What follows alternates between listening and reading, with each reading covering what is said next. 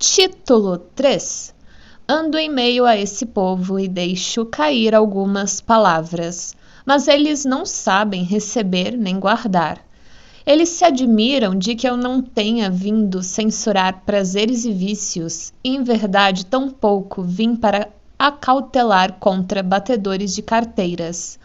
Eles se admiram de que eu não esteja pronto a afinar e a aguçar sua esperteza, como se já não tivessem bastantes cabeças espertas, cujas vozes arranham como lápis de lousa. E quando eu grito, maldizei todos os covardes demônios em vós, que gostam de choramingar, juntar as mãos e rezar. Então eles gritam, Zaratustra é sem Deus. Especialmente seus mestres da resignação gritam isso. Mas justamente a esses eu amo gritar no ouvido, sim, sou Zaratustra, o sem Deus. Esses mestres da resignação, onde quer que seja pequeno, doentio e sarnento, eles se enfiam como piolhos e apenas meu nojo me impede de esmagá-los. Muito bem, eis a minha prédica para os seus ouvidos. Eu sou Zaratustra, o sem Deus, que diz, quem é mais sem Deus do que eu para desfrutar de seu ensinamento? Eu sou Zaratustra, o sem Deus. Onde posso encontrar meus iguais? São meus iguais todos aqueles que dão a si mesmos sua vontade e se desfazem de toda resignação. Eu sou Zaratustra, o sem Deus, chego a cozinhar todo o acaso em minha panela, e somente quando ele está bem cozido eu lhe dou boas-vindas como meu alimento. E em verdade, mais de um acaso me chegou imperiosamente, mas ainda mais imperiosamente lhe falou minha vontade, e logo estava ele de joelhos a suplicar abrigo e coração junto a mim, e a dizer lisonjeiramente, vê, Zaratustra, somente o amigo procura o amigo. Mas para que falar onde ninguém tem meus ouvidos? Assim quero gritar aos quatro ventos, vós vos tornais cada vez menores, ó gente pequena, desmoronais, ó amantes do bem-estar. Ainda perecereis de vossas muitas pequenas virtudes, de vossas muitas pequenas abstenções, de vossa muito pequena resignação. Demasiado macio, demasiado indulgente, assim é vosso terreno, para tornar-se grande. Porém, uma árvore deve lançar duras raízes em duras rochas. Também o que deixais de fazer é parte do tecido do futuro dos homens. Também vosso nada é uma teia de aranha e uma aranha que vive do sangue do futuro. E quando recebeis, é como se furtasseis, ó pequenos virtuosos. Mas ainda entre os malandros diz a honra. Só se deve furtar quando não se pode roubar. É dado. Também isso é um ensinamento da entrega. Mas eu vos digo, ó amantes do bem-estar, é tomado e cada vez mais será tomado de vós. Se afastasseis de vós todo meio querer e vos tornasseis decididos à indolência tanto quanto à ação. Se compreendesseis minhas palavras, fazei então o que quiserdes, mas, primeiramente, sede capazes de querer. Amai então vosso próximo como a vós mesmos, mas sede antes aqueles que amam a si mesmos, que amam com grande amor, que amam com grande desprezo. Assim fala Zaratustra, o sem Deus. Mas, para que falar onde ninguém tem meus ouvidos? Aqui ainda é uma hora cedo demais para mim. Eu sou meu próprio precursor em meio a esse povo, meu próprio canto do galo pelas ruas escuras. Mas a hora deles está chegando e também a minha chega. A cada hora eles se tornam menores, mais pobres, mais infecundos, pobres ervas, pobre terreno, e logo estarão como capim seco e estepe, em verdade cansados de si mesmos e sedentos de fogo mais que de água. Ó abençoada hora do raio, ó mistério antes do meio-dia, um dia farei deles fogos galopantes e arautos com língua de fogo. Deverão anunciar um dia com línguas de fogo. Está chegando, está próximo o grande meio-dia. Assim falou Zaratustra. Título: No Monte das Oliveiras. O inverno, um hóspede ruim, está em minha casa. Azuis estão minhas mãos, graças ao aperto de mão dessa amizade. Eu respeito esse hóspede ruim, mas de bom grado deixo-o sozinho. Fujo de sua presença, e quando se corre bem, escapa-se dele. Com pés e pensamentos quentes, corro para onde o vento está parado, para o canto ensolarado de meu monte das oliveiras. Lá eu rio de meu severo hóspede, e ainda lhe sou grato por afastar as moscas em casa e silenciar muito barulho pequeno, pois ele não tolera que um mosquito queira cantar, menos ainda dois. Também a rua ele torna solitária, de modo que nela o luar tem receio à noite.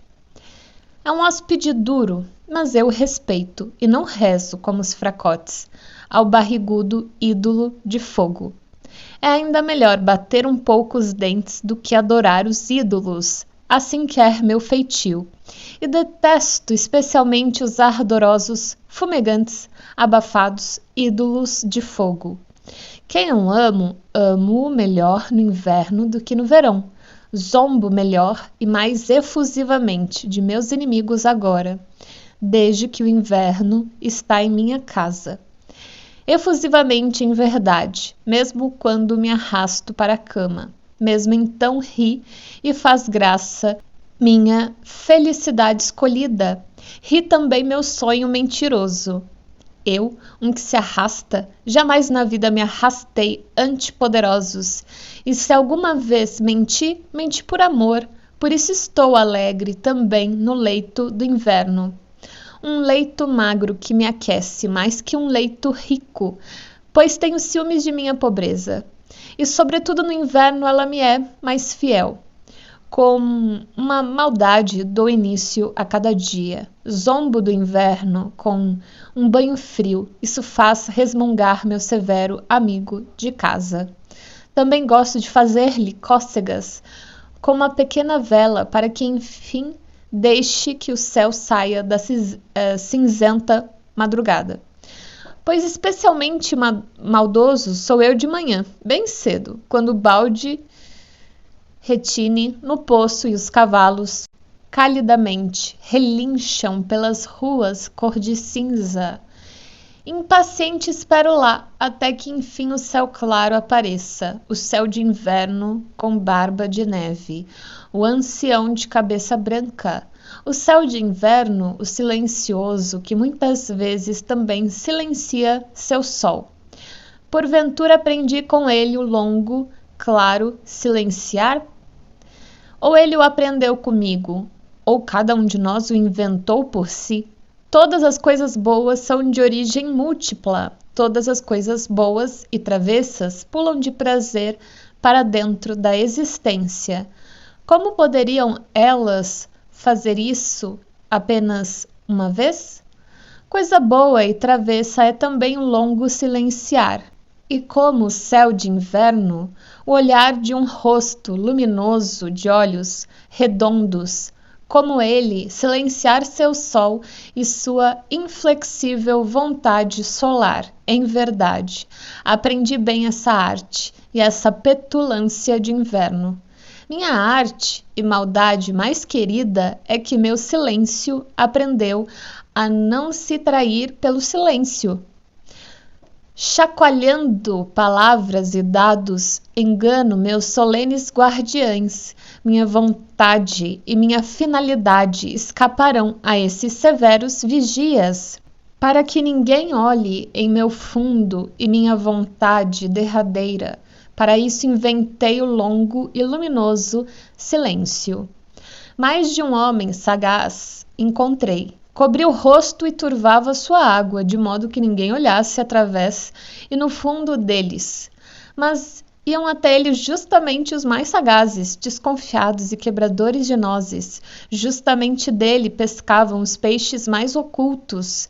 Já os claros, valorosos, transparentes, são para mim os mais sagazes entre os que se silenciam. Tão profundo é seu fundo que mesmo a água mais clara não o trai. O silencioso céu invernal de barba de neve, a cabeça branca de olhos redondos acima de mim, ó imagem celeste de minha alma e de sua petulância. E não tenho de ocultar como uma pessoa que engoliu o ouro para que não me cortem e abram a alma? Não tenho de andar com pernas de pau para que não notem minhas longas pernas, todos esses invejosos e lamentosos em torno a mim? Essas almas esfumaçadas, abafadas, consumidas, enverdecidas, enraivecidas, como poderia sua inveja suportar a minha felicidade? Então lhes mostro apenas o gelo e o inverno sobre meus cumes, e não que minha montanha também se cinge de todos os cinturões de sol. Ouvem apenas minhas tempestades de inverno a silvar, e não que também viajo por mares quentes, como saudosos pesados, cálidos ventos do sul.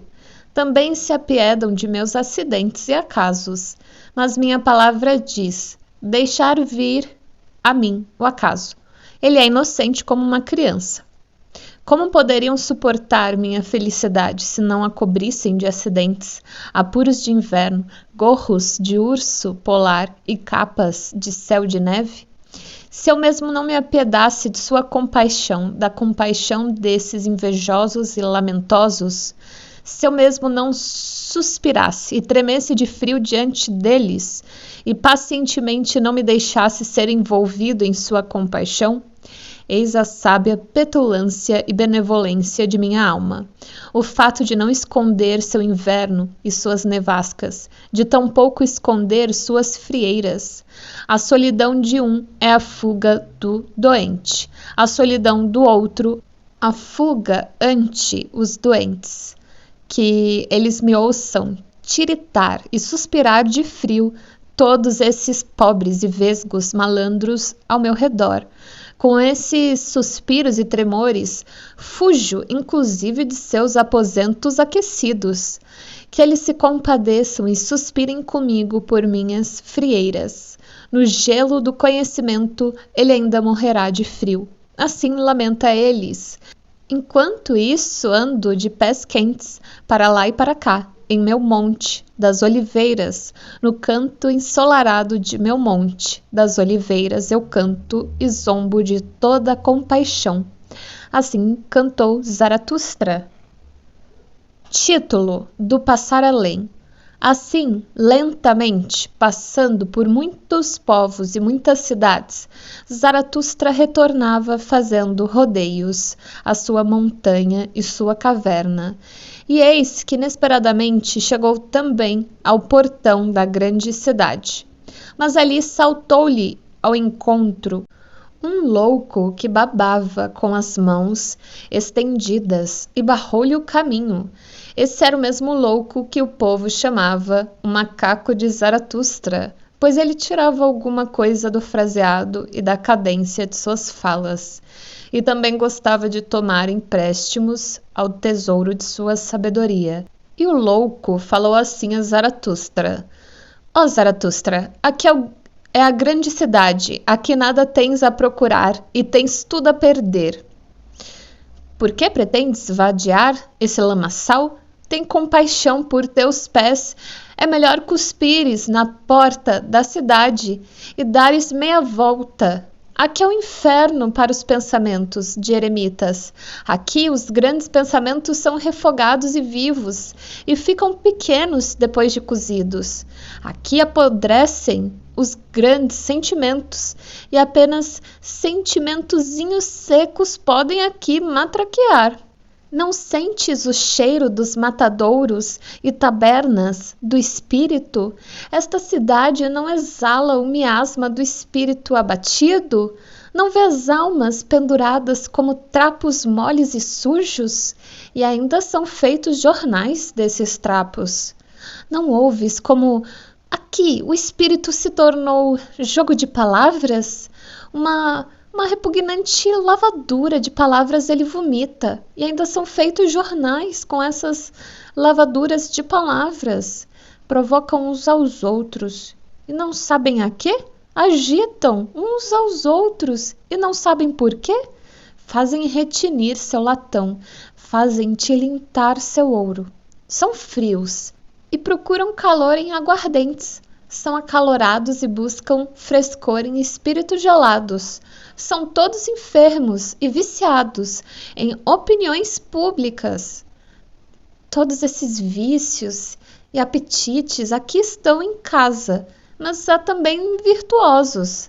Há muita virtude empregável e empregada. Muita virtude empregável com dedos de escrever e dura carne de sentar e esperar. Abençoada com pequenas estrelas no peito e filhas estofadas e sem traseiros. Também há muita devoção aqui e muito capachismo crédulo, puxa-saquismo cédulo ante o Deus dos exércitos. Lá do alto gotejam, de fato, a estrela e a benigna saliva. Para o alto se dirige a aspiração de todo o peito sem estrela. A lua tem seu corte e a corte tem seus patetas. Mas, diante de tudo que vem da corte, reza o povo de pedintes e toda aproveitável virtude de pedintes. Eu sirvo, tu serve, nós servimos. É a oração que toda virtude aproveitável ergue até o príncipe, para que a merecida estrela final se aplique ao seu estreito peito. Mas a lua continua a girar em torno de tudo que é terreno. Assim também o príncipe gira em torno de tudo que é mais terreno de tudo. Isso, porém, é o ouro dos merceeiros. O Deus dos exércitos não é o Deus das barras de ouro. O príncipe propõe, mas o merceeiro dispõe. Por tudo que é luminoso, bom e forte, em ti, ó Zaratustra, cospe sobre esta cidade de merceeiros e dá meia volta. Aqui todo o sangue corre pútrido, morno e espumoso por todas as veias. Cospe sobre a grande cidade, que é o grande esgoto onde toda a escória se junta e espumeja. Cospe sobre a cidade das almas esmagadas e peitos estreitos, dos olhos afiados, dos dedos viscosos, sobre a cidade dos importunos, dos desavergonhados, dos berradores e escrevinhadores, dos ambiciosos e superexcitados, onde supura tudo o que é quebradiço, desacreditado, lascivo, sombrio, sediço, ulceroso, conspirativo. Cospe sobre a grande cidade e dá meia volta. Mas nesse ponto Zaratustra interrompeu o louco que babava e tapou-lhe a boca com a mão. Cala-te, gritou Zaratustra. Há muito que me nojam tuas palavras e teu jeito. Por que vivestes por tanto tempo no pântano, tornando-te tu mesmo rã e sapo? Em tuas próprias veias não corre sangue pútrido e espumoso de pântano, de modo que assim aprendeste a coachar e praguejar? Por que não foste para o bosque? Ou arraste a terra? O mar não está cheio de ilhas verdes? Eu desprezo teu desprezo, e se me advertiste, por que não advertiste a ti mesmo?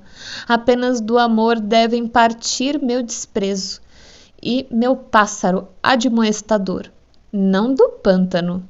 Chamam-te, meu macaco, ó louco que baba, mas eu te chamo, meu porco grunhidor. Com teus grunhidos estragas inclusive meu elogio da loucura. O que foi então que te fez grunhir? Que ninguém te lisonjeasse o bastante, por isso te pusestes nessa imundície, para teres motivos bastantes para grunhir? Para teres motivo de muita vingança? Pois, vingança, ó louco vaidoso, é todo o teu espumar, eu bem te adivinhei, mas tuas palavras de louco prejudicam a mim, mesmo quando está certo. E ainda que as palavras de Zaratustra fossem 1000 vezes certas, tu, com minhas palavras, sempre farias errado. Assim falou Zaratustra, e ele olhou para a grande cidade, suspirou e longamente ficou em silêncio. Por fim falou assim: também me noja essa grande cidade, não apenas esse louco. Num e noutro há o que melhorar, não há o que piorar. Ai dessa grande cidade, eu gostaria de já enxergar a coluna de fogo em que ela arderá, pois tais colunas de fogo devem preceder o grande meio-dia. Mas esse tem seu tempo e seu destino. E este ensinamento te dou, ó louco, como despedida, onde não se pode mais amar, deve-se passar ao largo. Assim falou Zaratustra, passando ao largo do louco e da grande cidade. Título dos Apóstatas 1. Já se encontra murcho e cinzento aquilo tudo que há pouco era verde e colorido nesse prado? E quanto mel de esperança levei daqui para as minhas colmeias, todos esses jovens corações já se tornaram velhos, e nem sequer velhos, apenas cansados, vulgares, cômodos. Tornamo-nos novamente devotos, dizem eles. Há bem pouco eu os vi saírem com pés valentes de manhã cedo, mas seus pés do conhecimento se cansaram e agora eles caluniam até mesmo sua valentia matinal. Em verdade, alguns deles moviam as pernas como um dançarino, e o riso de minha sabedoria lhes acenou. Então refletiram. Acabo de vê-los curvados, arrastando-se para a cruz. Um dia esvoaçavam em torno da luz e da liberdade, como as mariposas e os jovens poetas. Um tanto mais velhos, um tanto mais frios, e já ficam sentados junto à estufa, amigos da penumbra e dos sussurros. Porventura seu coração se abateu porque a solidão me engoliu como uma baleia? Seus ouvidos esperaram em vão, longa e ardentemente, por mim e meus chamados de trombeta, de arauto? Sempre são poucos aqueles cujo coração mantém a coragem e a exuberância, e neles também o espírito permanece paciente. Mas o resto é covarde. O resto é sempre a grande maioria. A banalidade, a profusão, os muitos e demais, esses todos são covardes. Quem é de minha espécie depara sempre com as vivências da minha espécie, de modo que seus primeiros companheiros serão cadáveres e palhaços. Seus segundos companheiros, porém, se denominarão seus crentes. Um enxame vivo, muito amor, muita tolice, muita veneração imberbe, não deve prender o coração a esses crentes, aquele que é de minha espécie entre os homens.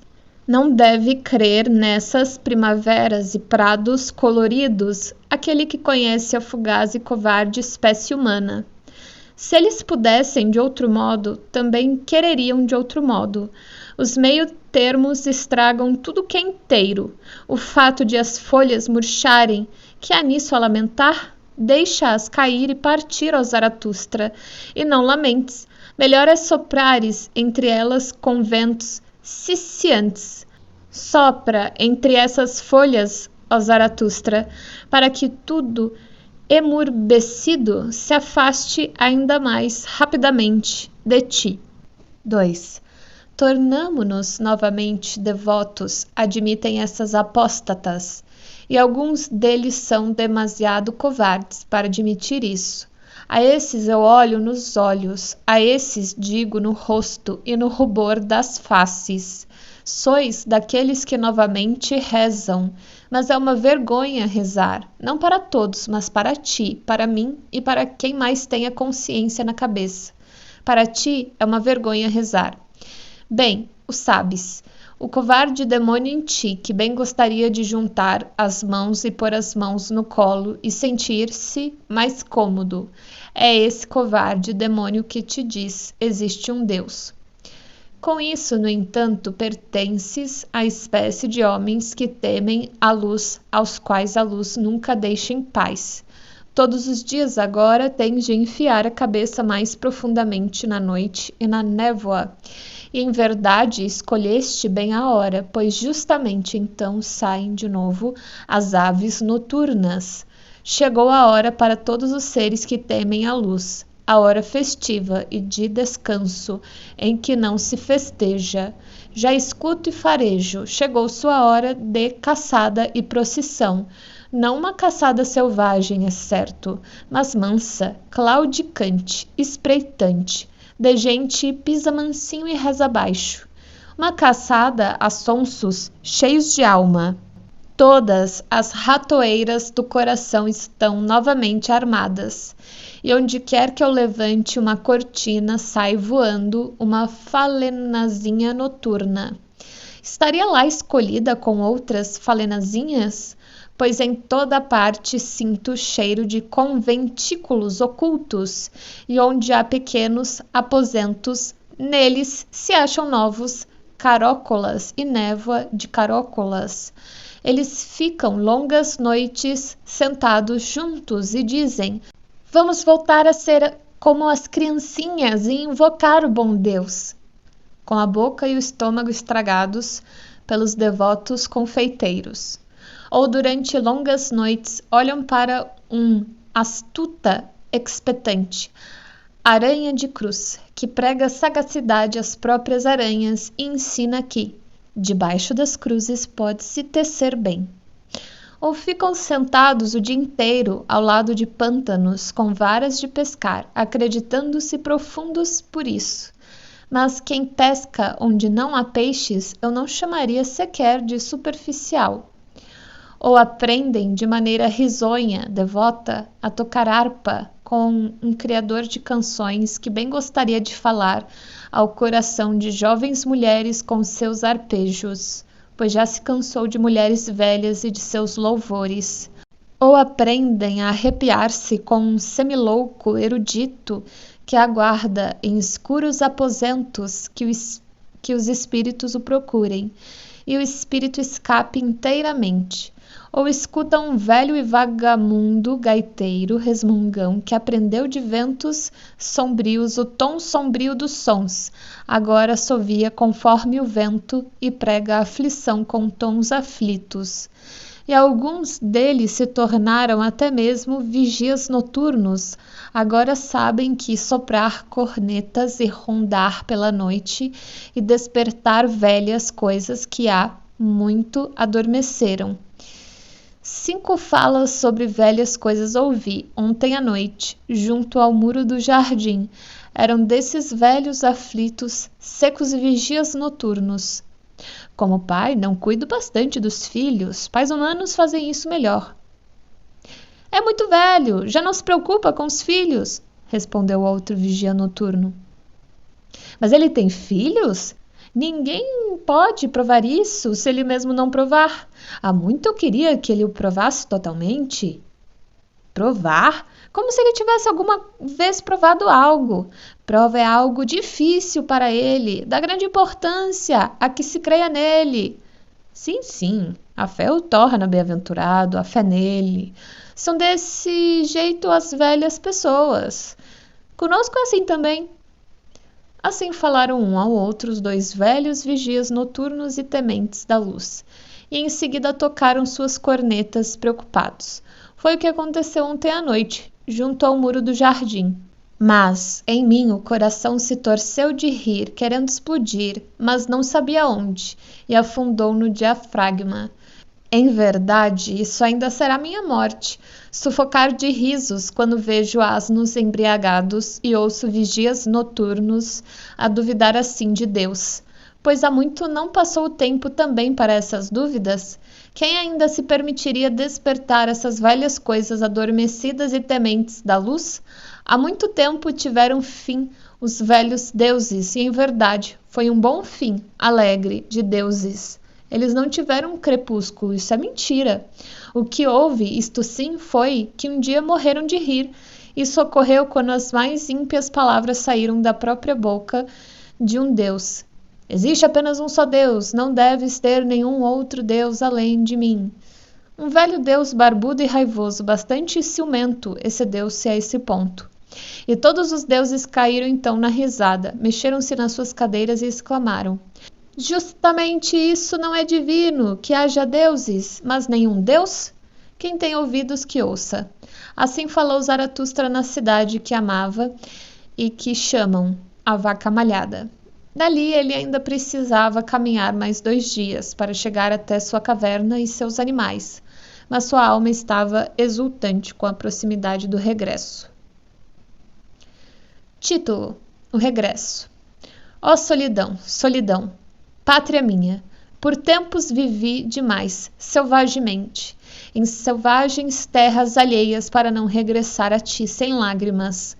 Agora apenas me ameaça com o dedo, como fazem as mães. Agora sorri para mim, como sorriem as mães. Agora apenas fala. E quem foi aquele que um dia, como um vendaval, escapou tempestuosamente de mim? Que partindo exclamou por tempo demais: Fiquei junto à solidão, então desaprendi de calar? Isso aprendeste agora? Ó Zaratustra, sei de tudo, e também que no meio de muitos homens estavas mais abandonado. Único que és do que jamais estiveste comigo. Uma coisa é o abandono, outra é a solidão. Isso aprendeste agora, e que sempre serás entre os homens selvagem e alheio. Selvagem e alheio ainda quando te amem, pois antes de tudo eles querem ser poupados. Mas aqui estás contigo e em casa, aqui podes falar tudo e desabafar todas as razões. Nada aqui se envergonha de sentimentos escondidos, empedernidos. Aqui todas as coisas vêm afagantes ao encontro da tua palavra e te lisonjeiam, pois querem cavalgar no teu dorso. Em cada símbolo cavalgas aqui até cada verdade. De forma direta podes falar aqui a todas as coisas. E em verdade, aos ouvidos soa-lhes como um louvor que alguém fale com todas as coisas sem rodeios. Diferente, todavia, é ser abandonado, pois ainda te lembras, ó Zaratustra, quando o teu pássaro gritou acima de ti quando estavas na floresta, sem saber para onde ir, indeciso, próximo de um cadáver. Quando falaste que os meus animais me conduzam, vi mais perigo entre os homens do que entre os animais. Isso era abandono.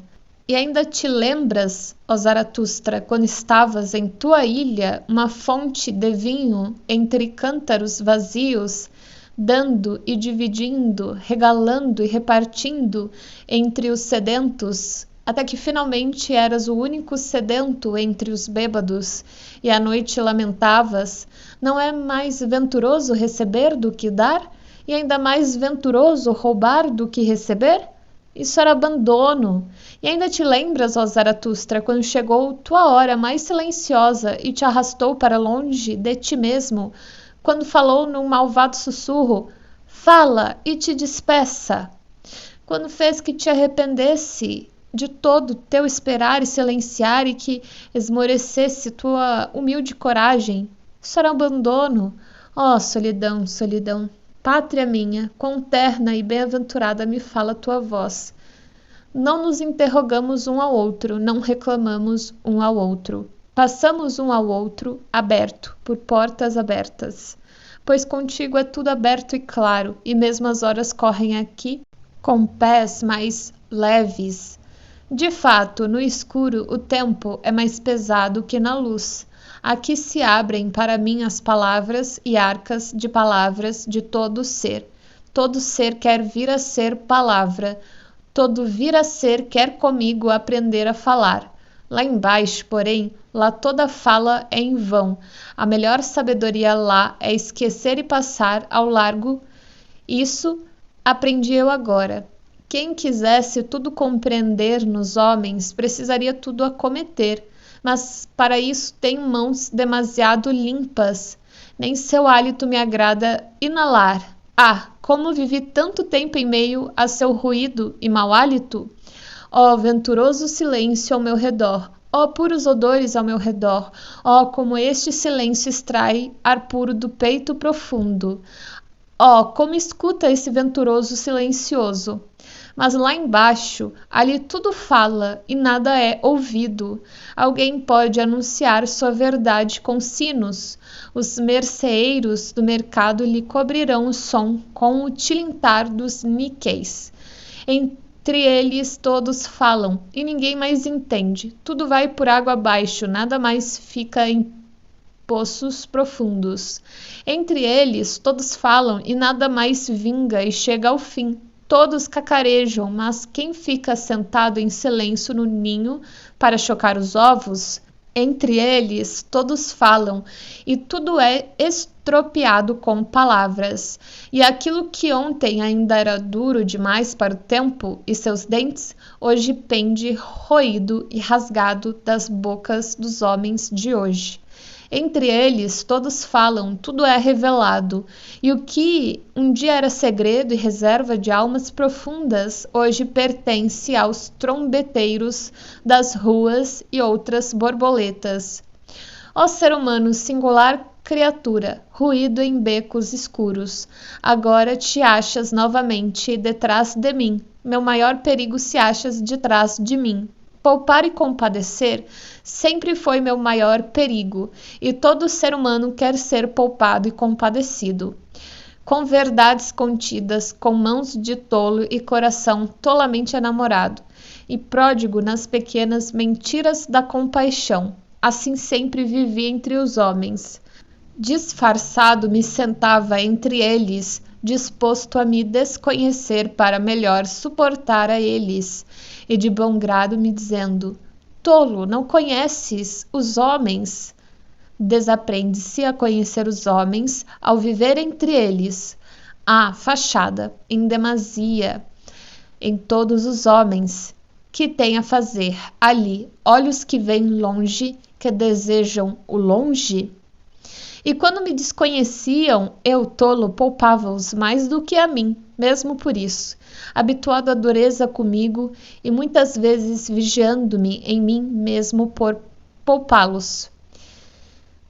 Picado por moscas venenosas e furado como uma pedra por muitas gotas de maldade, assim me sentava entre eles, ainda dizendo a mim mesmo: tudo pequeno é inocente de sua pequenez. Especialmente os que se acham os bons. Percebi como as moscas mais venenosas, eles picam com toda a inocência, mentem com toda a inocência. Como conseguiriam, em relação a mim, ser justos?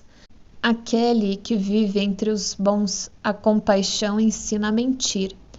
A compaixão torna bafiento o ar para todas as almas livres, pois insondável é a estupidez dos homens. Ocultar a mim mesmo e a minha riqueza, isso aprendi lá embaixo, pois todos me pareceram ainda pobres de espírito. Essa foi a mentira de minha compaixão, o fato de que em cada um eu sabia, de que em cada um via e cheirava o que lhe era espírito suficiente e o que já lhe era espírito demais. Seus rígidos sábios eu chamei sábios, não rígidos. Assim aprendi a engolir palavras. Seus coveiros eu chamei pesquisadores e examinadores. Assim aprendi a trocar palavras. Os coveiros cavam doenças para si, sob velhos escombros descansam vapores ruins. Não se deve revolver o lodaçal, deve-se viver nas montanhas. Com narinas venturosas, respiro novamente a liberdade dos montes. Finalmente, redimido se acha meu nariz do odor de seres humanos, por agudos ventos titilada. Como que por espumantes vinhos minha alma espirra e brinda a si mesma. Saúde! Assim falou Zaratustra. Título dos Três Males. 1. Num sonho, no último sonho da manhã, eu estava hoje num promontório, além do mundo. Eu segurava uma balança e pesava o mundo. Cedo demais chegou a aurora, acordou-me com seu ardor. A ciumenta sempre tem ciúmes de como ardem meus sonhos matinais. Mensurável para aquele que tem tempo, sopessável para um bom pensador, sobrevoável para asas fortes, adivinhável para divinos quebra-nozes. Assim meu sonho encontrou o mundo. Meu sonho, um audaz velejador, meio barco, meio ventania, silencioso como as borboletas, impaciente como os falcões. Mas como teve hoje tempo e paciência para pesar o mundo, teria-lhe falado em segredo minha sabedoria, minha risonha e alerta sabedoria diurna, que zomba de todos os mundos infinitos? Pois ela diz, onde há força, também o número se torna senhor, ele tem mais força.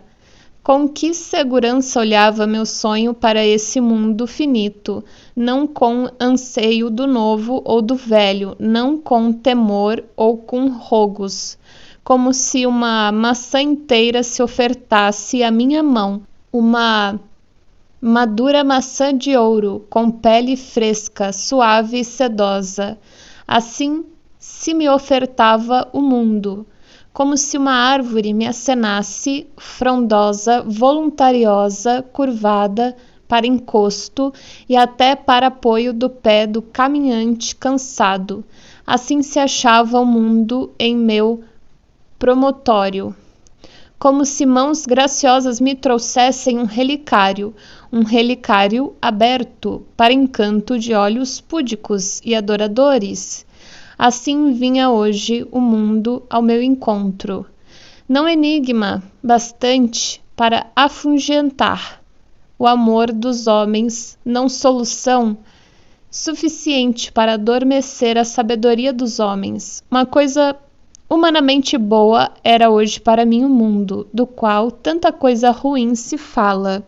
Como agradeço a meu sonho matinal eu haver assim pesado o mundo hoje cedo. Como algo humanamente bom veio ele a mim, este sonho e consolador do coração. E para que eu faça como ele durante o dia, dele, aprendendo e imitando o que é melhor, vou agora pôr na balança as três coisas mais ruins e sopesá-las humanamente bem. Quem ali ensinou a abençoar, também ensinou a amaldiçoar.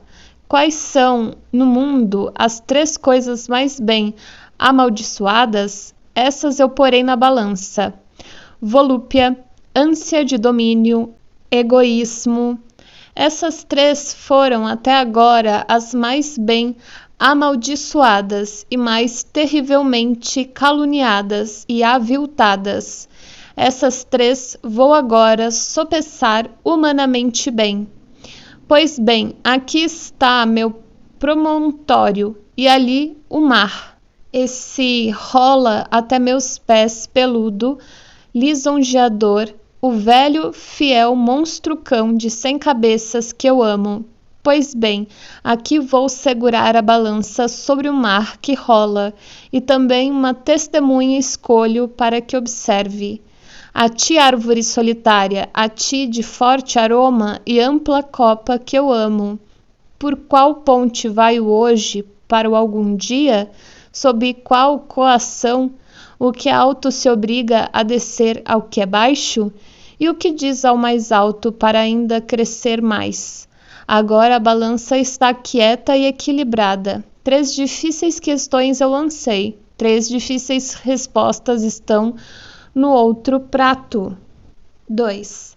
Volúpia, aguilhão e estaca para todos os desprezadores do corpo que vestem cilício e amaldiçoada como mundo por todos os transmundanos, pois escarnece e ludibria todos os mestres da confusão e do erro. Volúpia para gentalha, o fogo lento em que é consumida, para toda a madeira carcomida, para todos os trapos mal cheirosos, o forno aceso é fervoroso. Volúpia para os corações livres, inocência e liberdade, a felicidade edênica na terra, a transbordante gratidão de todo o futuro ao presente.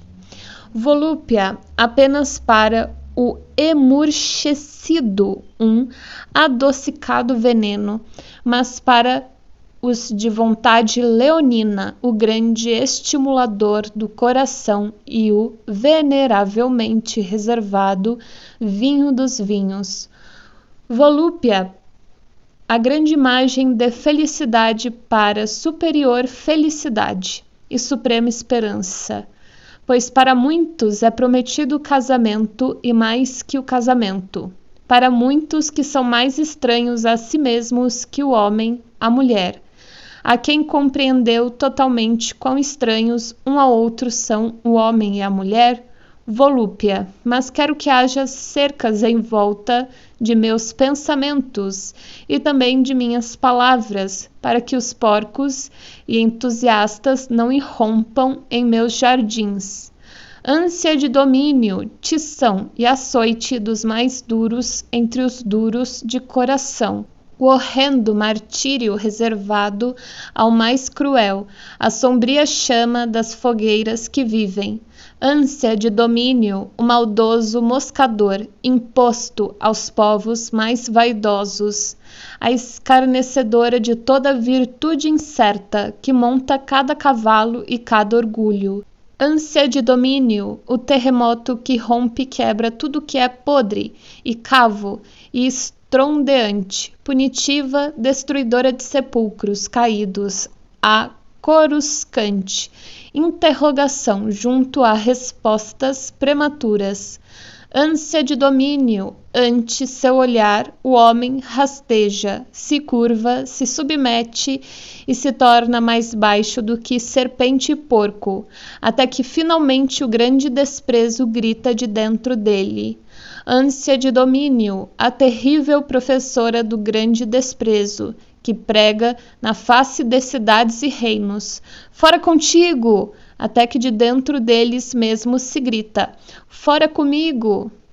Ânsia de domínio, que no entanto também sobe sedutoramente aos puros e solitários, e até alturas que bastam a si mesmas, ardente como um amor, que sedutoramente pinta purpúreas bem-aventuranças no céu da terra.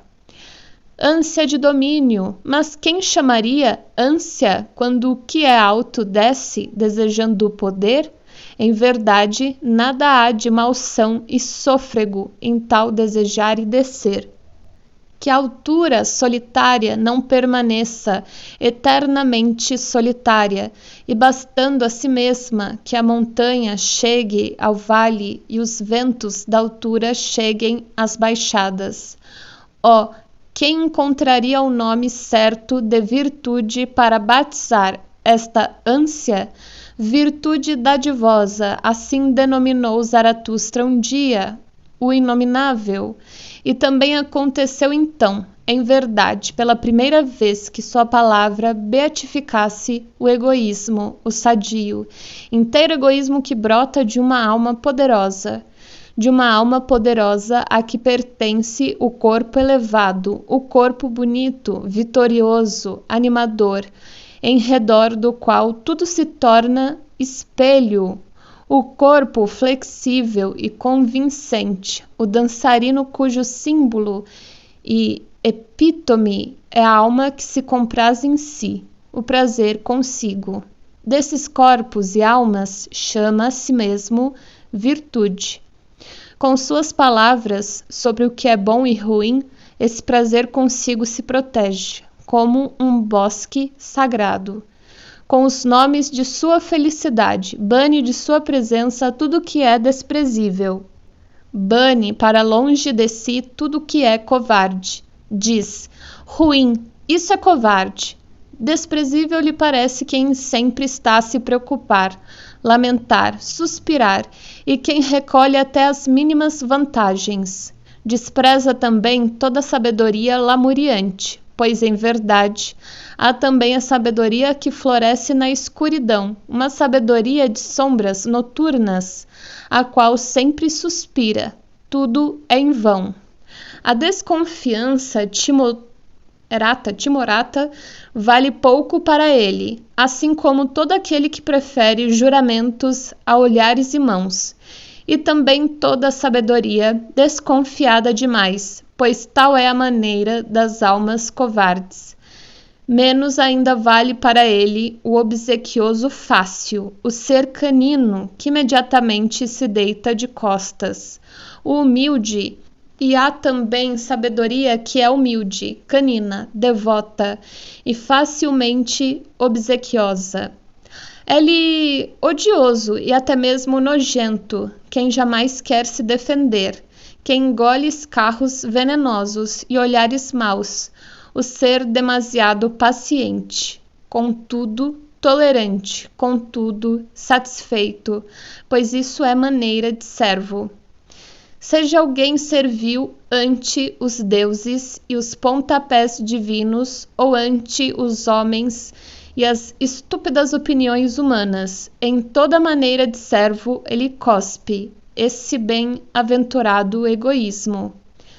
Ruim, assim chama ele a tudo que se curva e é tacanho servil aos submissos, olhos que pestanejam, aos corações oprimidos e àquela falsa maneira indulgente que beija com lábios amplos e covardes. E pseudo-sabedoria, assim chama ele a tudo que gracejam os servos, idosos e cansados, e em especial toda a feia, delirante, demasiado engenhosa tolice dos sacerdotes. Os pseudo-sábios, porém, todos os seus sacerdotes, os cansados do mundo e aqueles cuja alma tem a maneira da mulher e do servo, que terríveis peças pregam desde sempre no egoísmo, e que, precisamente isto fosse considerado e chamado virtude, pregar terríveis peças no egoísmo e sem ego. Assim desejariam ser, com bom motivo, todos esses covardes e aranhas de cruz cansados do mundo. Mas para todos eles está chegando o dia, a transformação, a espada da justiça, o grande meio-dia. Muita coisa será então revelada. E quem proclama o eu sadio e sagrado e o egoísmo bem-aventurado, em verdade também proclama aquilo que sabe e profetiza. Vê, ele está chegando, ele está próximo, o grande meio-dia. Assim falou Zaratustra. Título do Espírito de Gravidade. 1. Minha língua é do povo, falo de modo grosseiro e franco demais para os delicados, e ainda mais estranhas soam minhas palavras para todos os borra-tintas escrevinhadores. Minha mão é uma mão de tolo, ali de todas as mesas e paredes, e o que mais tiver lugar para rabiscos e arabescos de tolo. Meu pé é um pé de cavalo, com ele troto e galopo a rédea solta, para lá e para cá, alegre como o diabo de tanto correr. Meu estômago será um estômago de águia, pois gosta principalmente de carne de cordeiro. Sem dúvida, é um estômago de ave. nutrido de pouco e de coisas inocentes, pronto e impaciente para voar embora. Eis agora a minha maneira, como não teria ela algo de maneira das aves? E sobretudo que eu seja inimigo do espírito de gravidade, isso é maneira de ave. Em verdade, inimigo de morte, arqui-inimigo, proto-inimigo. Para onde já não vou? E se extraviou minha inimizade? Sobre isso eu poderia até cantar uma canção, e vou cantar, embora me encontre só na casa vazia, e tenha de cantá-la para meus próprios ouvidos. É certo que existem cantores que apenas com a casa cheia têm a garganta macia, a mão eloquente, o olhar expressivo, o coração alerta. Não sou como eles. 2. Quem um dia ensinar os homens a voar, deslocará todos os marcos de limites. Os marcos mesmos voarão pelos ares, e esse alguém batizará de novo a terra, de Aleve. A avestruz corre mais velozmente que o mais ligeiro cavalo, mas também enfia a cabeça pesadamente na terra pesada. Assim também o homem que ainda não sabe voar. Pesadas são, para eles, terra e vida, e assim quer o espírito de gravidade. Mas quem quiser ficar mais leve, tornando-se pássaro, tem de amar a si mesmo. É o que ensino eu. Não, de certo, com o amor dos enfermos e alquebrados, pois neles até o amor próprio cheira mal. Deve-se aprender a amar a si mesmo, é o que ensino, como um amor são e saudável, de modo a se tolerar estar consigo e não vaguear. Esse vaguear batiza a si mesmo de amor ao próximo. Foi com essa expressão que melhor mentiram e fingiram até hoje, especialmente aqueles que pesavam para todos. E, em verdade, não é este o mandamento para hoje e amanhã. Aprender a se amar, entre todas as artes, é antes a mais sutil, mais astuciosa, a derradeira e mais paciente, pois tudo que é de si próprio se acha bem escondido do possuidor de todas as cavernas de tesouros. A própria é a última a ser escavada, assim dispõe o espírito de gravidade. Quase no berço já nos dão pesados valores e palavras, bem e mal. É como se chama esse dote, por causa dele nos perdoam que vivamos, e deixam que vão a si as criancinhas, a tempo de impedir que elas amem a si próprias. Assim dispõe o espírito de gravidade. E nós carregamos fielmente o que nos dão em dote, em duros ombros e por ásperas montanhas. E se suamos, nos dizem, sim, a vida é um fardo, mas apenas o homem é um fardo para si mesmo. Isso porque carrega nos ombros muitas coisas alheias, tal como o camelo põe-se de joelhos e deixa que o carreguem bastante. Em especial o homem forte, resistente, no qual é inerente a veneração. Demasiados valores e palavras pesados, alheios, põe ele sobre si, e então a vida lhe parece um deserto. E em verdade, também muita coisa própria é difícil de carregar, e muito do interior do homem é como a ostra, ou seja, repugnante, escorregadio e difícil de agarrar.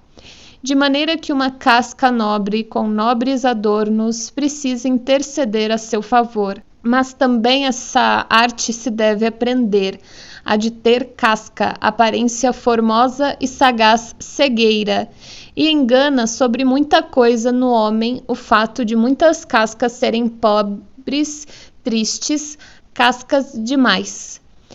Muita força e bondade oculta não é jamais adivinhada. Os mais deliciosos petiscos não acham apreciadores.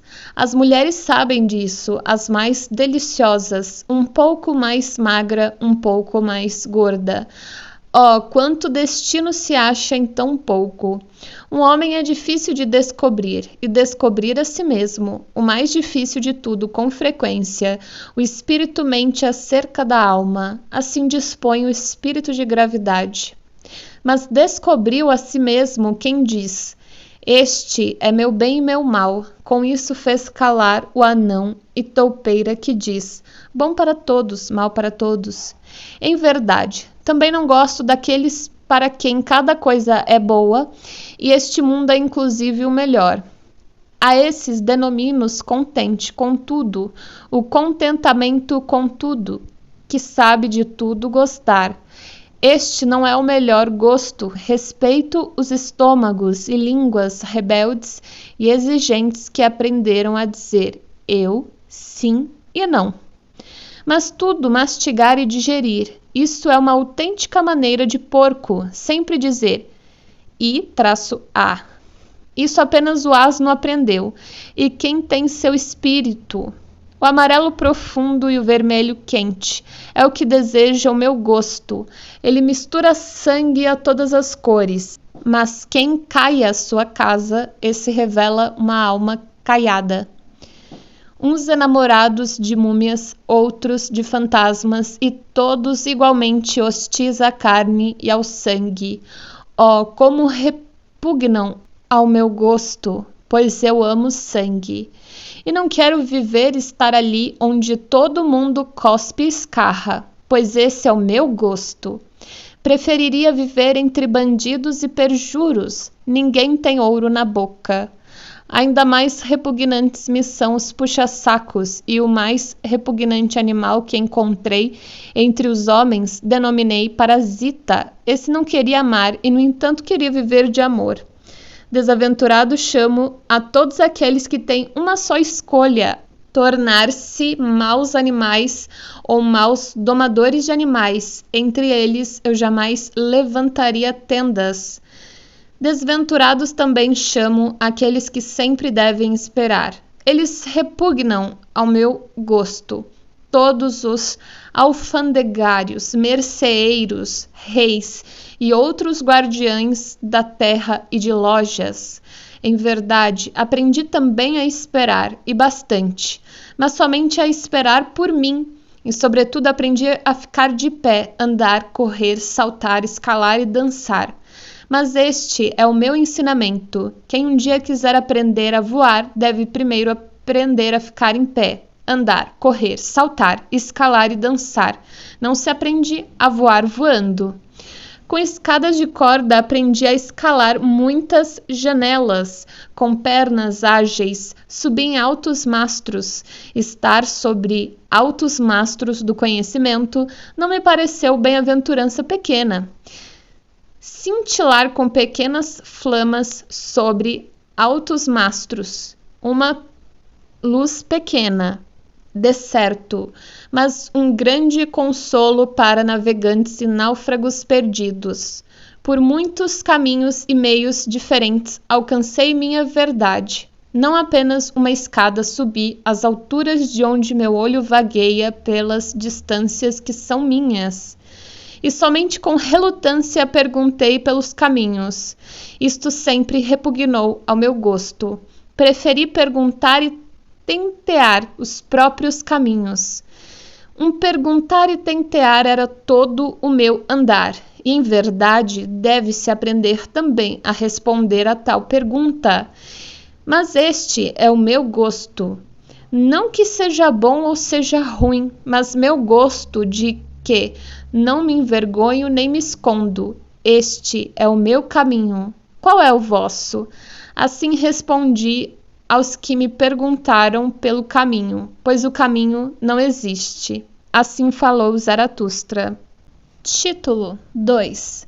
Quando vim até os homens, encontrei-os sentados sobre uma velha presunção. Todos eles presumiam, havia muito tempo, saber o que é bom e mal para o homem.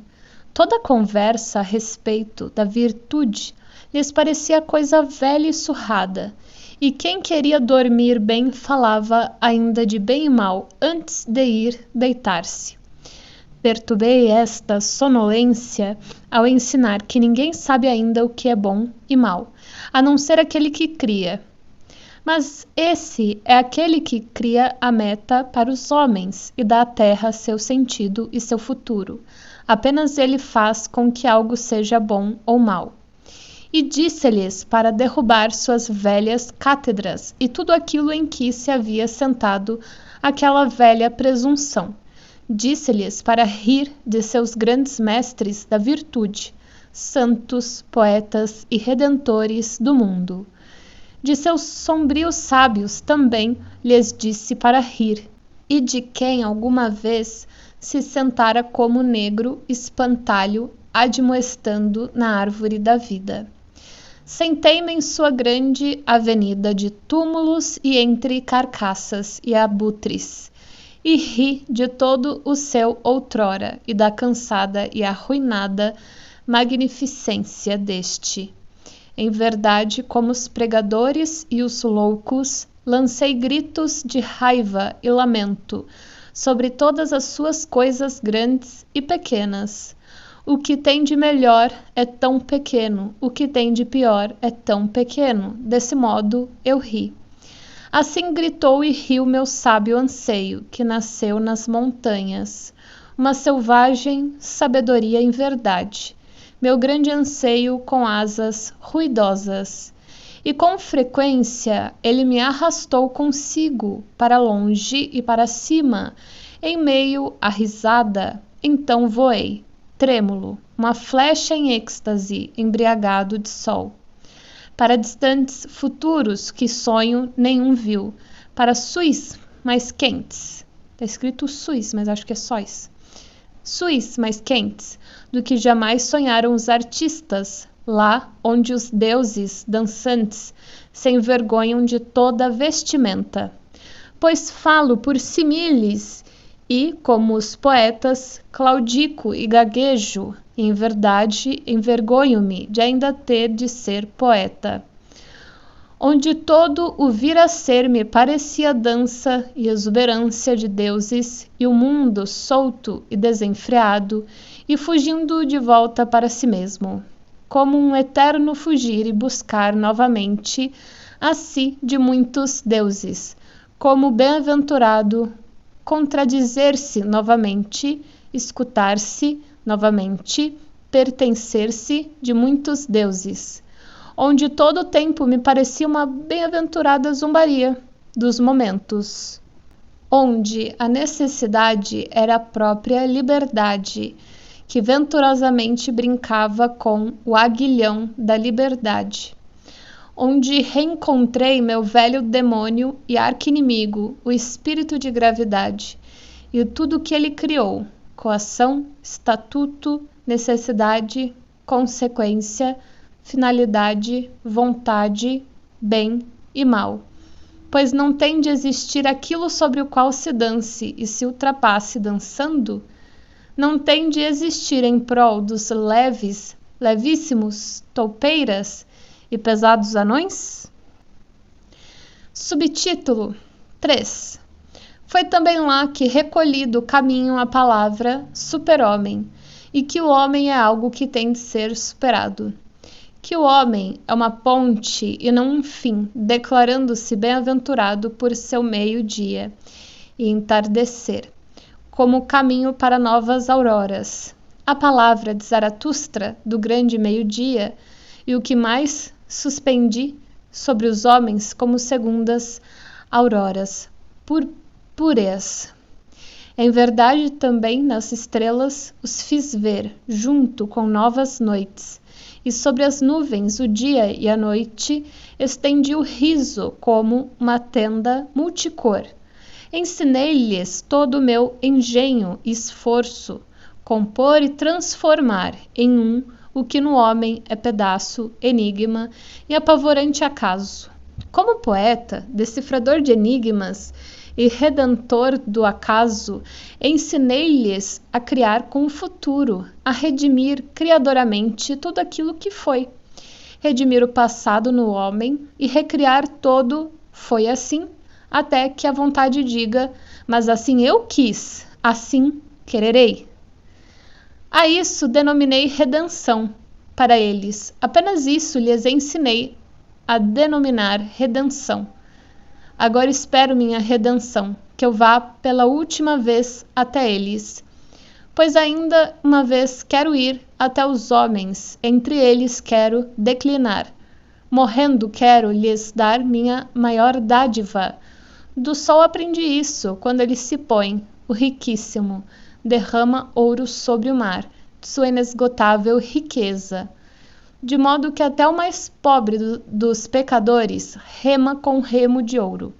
Pois isso vi certa vez, e minhas lágrimas não cessavam de correr, enquanto meus olhos contemplavam, tal como o sol quer Zaratustra declinar. Agora ele se acha aqui sentado, esperando, com velhas tábuas partidas ao seu redor, e também novas tábuas inscritas pela metade. Subtítulo 4. Olha, eis aqui uma nova tábua, mas onde estão meus irmãos? Que a levem comigo ao vale e aos corações de carne? Assim exige meu grande amor aos mais distantes. Não poupes teu próximo. O homem é algo que tem de ser superado. Há muitos caminhos e modos de superação, deves tu cuidar disso, mas somente um palhaço pensa. O homem também pode ser saltado. Supera a ti mesmo também no teu próximo e um direito que podes arrebatar. Não deixes que te seja dado. Aquilo que fazes ninguém pode fazer a ti. Vê, não existe retribuição. Quem não pode comandar a si mesmo deve obedecer, e muitos podem comandar a si mesmos, mas ainda falta muito para que também obedeçam a si. Título 5. Esta é a maneira das almas nobres. Elas nada querem ter de graça, muito menos a vida. Quem é da plebe quer viver de graça, mas nós, a quem a vida se deu, nós sempre refletimos sobre o que de melhor podemos dar em troca. E em verdade é falar nobremente e dizer: o que a vida promete a nós, isso vamos cumprir com a vida. Não se deve querer fruir quando não se dá a fruição, e não se deve querer fruir, pois fruição e inocência são as coisas mais vergonhosas. Nenhuma das duas quer ser buscada, deve-se tê-las, mas deve-se antes buscar a dor e a culpa. Subtítulo 6. Ó, meus irmãos, quem é primogênito sempre será sacrificado. Mas agora somos nós os primogênitos. Todos nós sangramos em secretos altares de sacrifícios. Todos nós assamos e ardemos em honra de velhos ídolos. O que temos de melhor ainda é jovem e só atrai os velhos paladares. Nossa carne é tenra, nossa pele é somente uma pele de cordeiro. Como não atrairíamos velhos sacerdotes de ídolos? Dentro de nós mesmos ainda habita ele, o velho sacerdote de ídolos, que assa para banquete o que temos de melhor. Ah, meus irmãos, como não seriam vítimas os primogênitos? Mas assim é a nossa maneira, e eu amo aqueles que não querem preservar a si mesmos. Amo com todo o meu amor aqueles que declinam, pois eles passam para o outro lado. 7. Ser verdadeiro, poucos são capazes disso, e quem pode não o quer ainda. Menos capazes de todos, porém, são os bons. Oh, esses bons homens bons jamais dizem a verdade. Para o espírito, ser bom de tal modo é uma doença. Eles cedem, esses bons, eles concedem. Seu coração repete as palavras. Seu fundo obedece, mas quem obedece não escuta a si mesmo. Tudo os que os bons chamam mal devem se juntar, para que nasça uma verdade. Ó, meus irmãos, sois também vós maus, o bastante para essa verdade? O temerário ousar, a demorada desconfiança, o cruel não, o fastio, o cortar na carne viva. Como é raro isso, juntar-se, mas dessa semente é gerada a verdade. Ao lado da má consciência cresceu até agora toda a ciência. Destroçai, homens do conhecimento, destroçai as velhas tábuas. Título 8. Quando há pranchas sobre a água, quando passarelas e parapeitos se erguem sobre a corrente, então ninguém acredita em verdade naquele que diz: tudo flui. Pelo contrário, até os imbecis o contradizem. Como? Dizem eles. Tudo flui? Passarelas e parapeitos estão acima do que flui. Acima do que flui está tudo firme. Todos os valores das coisas, pontes, conceitos, todo o bem e o mal, tudo está firme. Mas quando vem o duro inverno, o domador de rios, até mesmo os mais espirituosos, aprendem a desconfiar, e em verdade, não apenas os imbecis falam, então, não deveria tudo ficar parado? No fundo, está tudo parado. Eis um verdadeiro ensinamento invernal, uma coisa boa para tempos infecundos, um bom consolo para os que hibernam e ficam junto à estufa. No fundo está tudo parado, mas contra isso prega o vento do degelo. O vento do degelo, um touro que não é boi de arado, um touro raivoso, um destruidor, que com chifres furiosos rompe o gelo, mas o gelo rompe passarelas. Ó, meus irmãos, agora não se acha tudo a fluir? Não foram por água abaixo todos os corrimãos e passarelas? Quem ainda se agarraria a bem e mal? Ai de nós, viva nós! O vento do degelo sopra. Assim pregai, ó meus irmãos, por todas as ruas. 9. Há uma velha ilusão chamada bem e mal. A roda dessa ilusão girou, até agora, em torno de videntes e astrólogos. Outrora se acreditava em adivinhos e astrólogos, por isso acreditava-se. Tudo é destino, tu deves, pois tens de. Então se desconfiava de todos os adivinhos e astrólogos. Por isso, acreditava-se, tudo é liberdade, tu podes, pois queres. Ó, meus irmãos, sobre as estrelas e o futuro houve apenas ilusão e não conhecimento até agora. Por isso, sobre bem e mal houve apenas ilusão e não conhecimento até agora. 10. Não roubarás, não matarás. Essas palavras eram ditas sagradas antigamente. Diante delas dobravam-se cabeças e joelhos e tiravam-se os sapatos. Mas eu vos pergunto, onde houve algum dia ladrões e assassinos maiores do que eram essas palavras? Em toda a vida mesma não existe roubar e matar, e ao serem ditas sagradas essas palavras, a verdade mesma não foi assim, assassinada? Ou era uma pregação da morte que disse ser sagrado o que contradizia e contrariava toda a vida? Ó, meus irmãos, destroçai as velhas tábuas. 11. Esta é a minha compaixão por tudo que é passado, que eu vejo abandonado à mercê, ao espírito, à loucura de toda geração, que vem e reinterpreta tudo o que foi como uma ponte para si. Um grande tirano poderia vir, um astucioso monstro que, com sua clemência ou inclemência, compelisse e espremesse tudo o que é passado, até que este se tornasse uma ponte para ele, e prenúncio, arauto e canto de galo. Mas este é o outro perigo e minha outra compaixão. A memória de quem é da plebe remonta até o avô, com o avô, porém, o tempo acaba. Assim tudo é passado e abandonado, pois poderia suceder que um dia a plebe se tornasse senhora e afogasse todo o tempo em águas rasas. Por isso, ó meus irmãos, é necessário ter uma nova nobreza, que seja inimiga de toda plebe e toda tirania, e novamente escreva a palavra nobre em novas tábuas, pois são necessários muitos e diferentes nobres para que haja nobreza. Ou, como um dia falei em alegoria, justamente isso é divino, que haja deuses, mas nenhum Deus. 12. Ó meus irmãos, eu vos dirijo e consagro a uma nova nobreza. Deveis tornar-vos procriadores e cultivadores, e semeadores do futuro. Não há uma nobreza, em verdade, que pudesseis comprar como os merceeiros e com ouro de merceeiros, pois muito pouco valor tem aquilo que tem preço.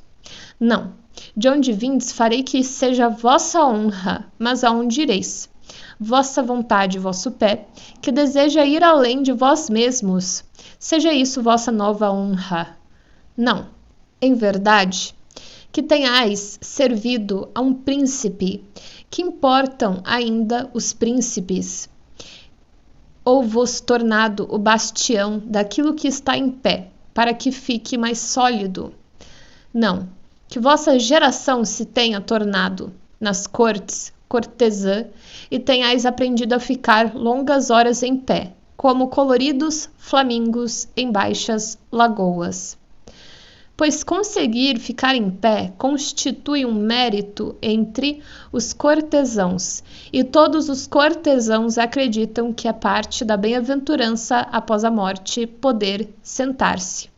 E tampouco que o espírito que eles afirmavam santo tenha conduzido vossos ancestrais a terras prometidas, que eu não posso louvar, pois ali, onde cresceu a pior de todas as árvores, a cruz, naquela terra não há o que louvar. E em verdade, aonde quer que esse Espírito Santo conduzisse seus cavaleiros, sempre andavam, na frente dessas marchas, cabras, gansos e atravessados aloprados. Ó meus irmãos, vossa nobreza não deve olhar para trás, mas adiante. Deveis ser expulsos de todas as terras pátrias e avoengas. A terra de vossos filhos deveis amar. Seja este amor vossa nova nobreza. A terra ainda não descoberta, no mais longínquo mar. É essa que ordeno às vossas velas que busquem. Em vossos filhos deveis compensar que sejais filhos de vossos pais. Tudo que é passado deveríeis assim redimir.